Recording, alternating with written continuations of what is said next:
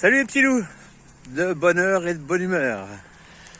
Aujourd'hui départ de Koh Phangan en direction de Koh Samui.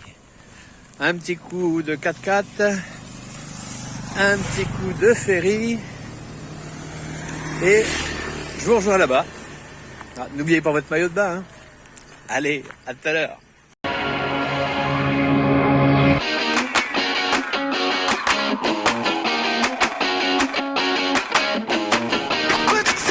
Une gueule quand elle ressent mes ondes animales.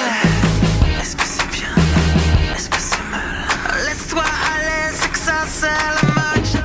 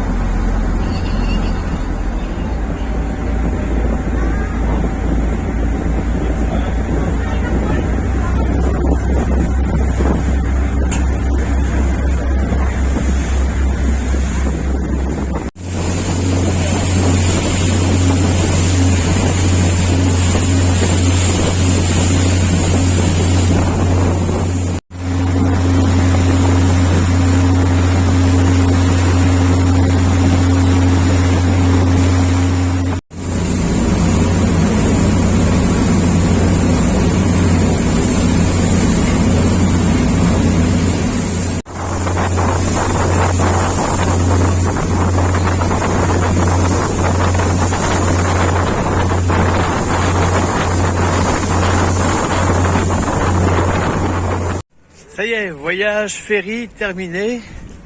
Nous voici arrivés à Koh Samui.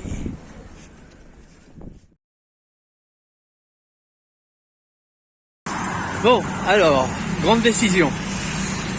Le port où je suis arrivé, c'est pas mon port de départ. 250. Bon, je vais continuer mon speech parce que le mec avec la mobilette, il voulait pas en fait m'emmener à ma destination à moins de 300 bahts et j'avais dit 200 et là il vient de me rejoindre, il dit allez 250 de 250. Putain. Donc je viens d'arriver. Bien fait d'avoir pris la mobilette parce que ça faisait 3 heures quand même à pied, c'était un peu chaud. Donc me voici arrivé, je suis un tout petit peu en avance, donc la chambre sera pas dispo avant 14h, mais c'est pas grave. Et quand je parle de chambre, c'est mon cadeau de Noël et cadeau de jour de l'an, c'est carrément un bungalow de luxe. On verra ça tout à l'heure. Bon, en attendant, je suis là, tu vois. Ça veut dire que, avec un peu de chance, si j'ai un bungalow en première ligne, ça va être top canon. Allez, je te dis à tout à l'heure. Bon, tu vas pouvoir rigoler, je vais t'expliquer. Donc, je suis arrivé. Alors effectivement, tu as 9 bungalows. Tu en as 3 au bord de mer, en première ligne. Tu en as 3 au milieu. Et tu en as 3 qui sont juste derrière le mur là, au bord de la route. Donc moi je suis en première ligne, mais pas bord de mer, en première ligne, bord de route. Bon, ça c'est pas grave parce que le propriétaire sympa, c'est un Français, il m'a dit qu'il fournissait les boules caisses, donc c'est bon. On va pas faire la chochotte. Deuxième chose, il me dit aussi, il n'y a plus un scooter de disponible sur l'île. Il y a même un groupe sur Facebook qui s'est constitué pour des urgences scooters pour les hôtels. Donc ici, c'est 2 fois plus grand que Koh Phangan. Ce qui fait que les distances sont vachement plus éloignées d'un site à un autre.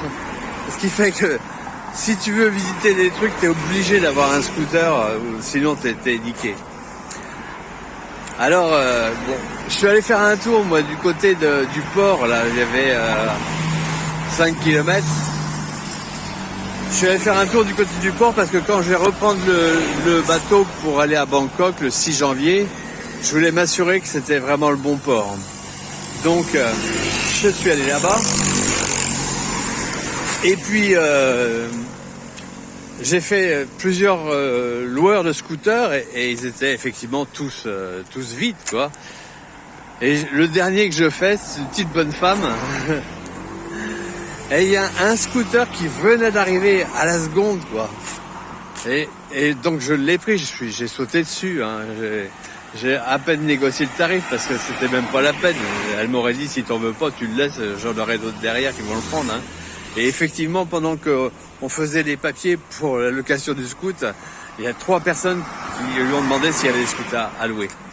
Donc j'ai mon scoot. Donc je vais pouvoir faire des petites vidéos sympas. Donc j'arrête de vous saouler et donc je retourne dans ma cabane. Allez, bisous à tous. À plus tard. Je peux même dire à ciao. Hein. Ouais, parce que vu ce que j'ai comme matos de cha-cha-cha, il y a de quoi faire une vidéo. Allez, à ciao.